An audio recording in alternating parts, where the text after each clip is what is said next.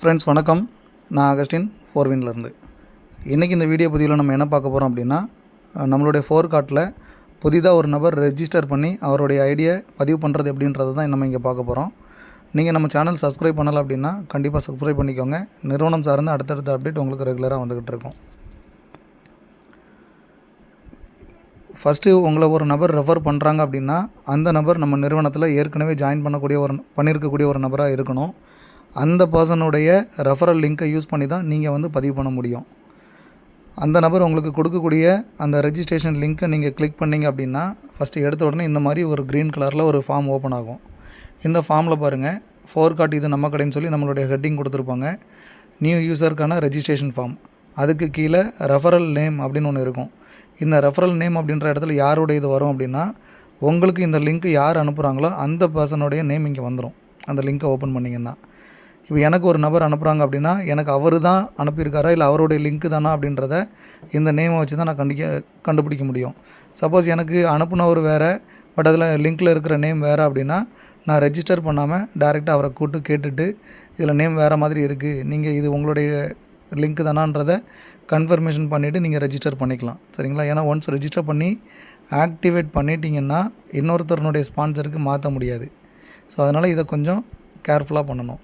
அதே மாதிரி ஒரு நபர் ரெஜிஸ்டர் பண்ணுறாங்க அப்படின்னா அவர் ரெஜிஸ்டர் பண்ண டைம்லேருந்து 24 மணி நேரத்துக்குள்ளே அவருடைய ஐடியை ஆக்டிவ் ஐடியாக கொண்டு வரணும்.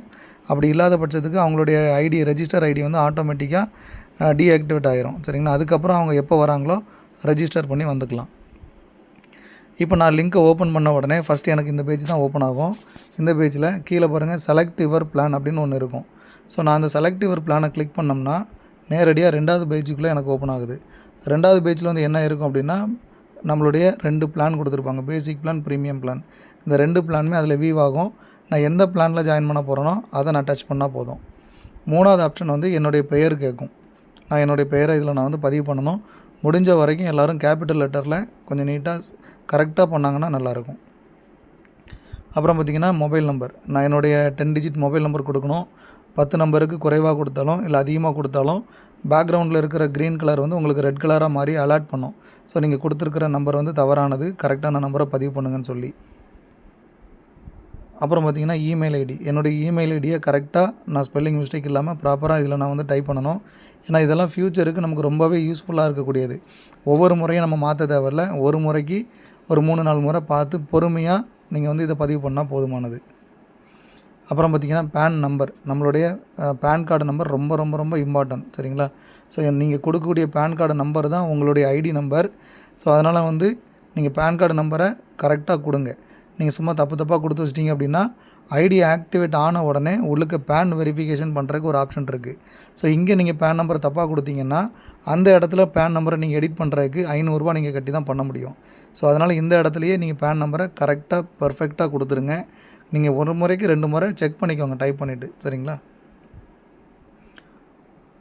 ஸோ இதில் இன்னொரு விஷயம், ஒரு பேன் நம்பருக்கு ஒரு ஐடி தான் போட முடியும்.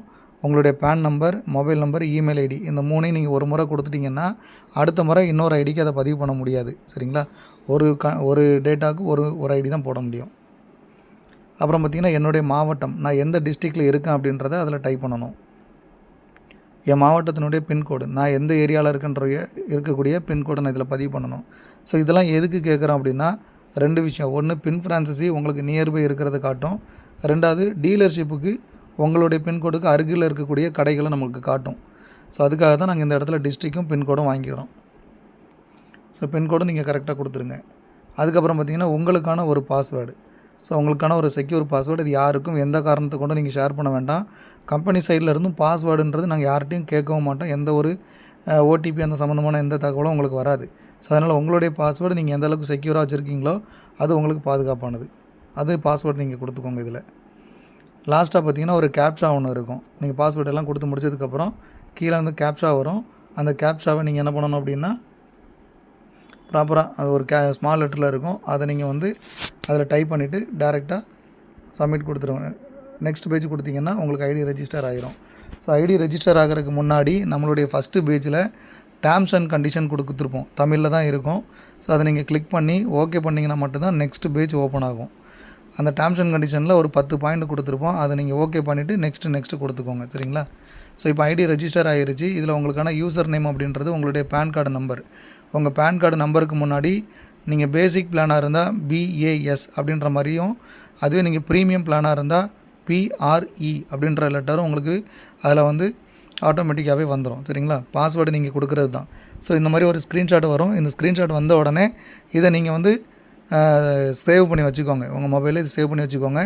தற்சமயத்துக்கு உங்களுக்கு மொபைலுக்கு OTP இல்லைனா வந்து இமெயிலுக்கு அந்த மாதிரியெல்லாம் எதுவுமே இப்போதைக்கு வராது. பட் அதெல்லாம் ஃப்யூச்சரில் கொஞ்சம் டைம் எடுத்து பண்ணுவோம். அது வேறு மாதிரியான மெத்தடில் இருக்கும். ஸோ உங்களுடைய பாஸ்வேர்டு என்னன்றதை நீங்கள் வந்து ஸ்க்ரீன்ஷாட் எடுத்து ஒரு முறை சேவ் பண்ணி வச்சுக்கோங்க. ஸோ இந்த பேஜிலேருந்து டேரெக்டாகவே நீங்கள் கோ டு லாகின் அப்படின்னு கொடுத்தீங்கன்னா வெப்சைட்டுக்குள்ளே போயிடும். ஐடி பாஸ்வேர்டை கொடுத்து நீங்கள் லாகின் பண்ணிக்கலாம். நம்மளுடைய வெப்சைட் பார்த்தீங்கன்னா www.4cart.in. சரிங்களா? ஸோ 4cart.in அப்படின்றது தான் இதற்கான வெப்சைட்டு. ஸோ இது தவிர்த்து நீங்கள் வேறு எந்த வெப்சைட் போட்டாலும் வேறு எதுவும் வேறு பேஜ் லாகின் ஆகும், இது லாகின் ஆகாது. ஸோ இதுக்கு வந்து 4cart.in மட்டும்தான் நீங்கள் லாகின் பண்ண முடியும். சரிங்களா? ஸோ இவ்வளோ தான் ரெஜிஸ்ட்ரேஷன். ரொம்ப சிம்பிளானது தான். ஒரு நிமிஷத்தில் நம்ம ரெஜிஸ்டர் பண்ணுற மாதிரி இது பண்ணிட்டு போயிடலாம். ஓகேங்களா? ஒன்ஸ் ரெஜிஸ்டர் பண்ணதுக்கப்புறமா நீங்கள் எப்படி ஆக்டிவேட் பண்ணணும் அப்படின்றது நான் இன்னொரு வீடியோவில் நான் உங்களுக்கு போடுறேன். நன்றி.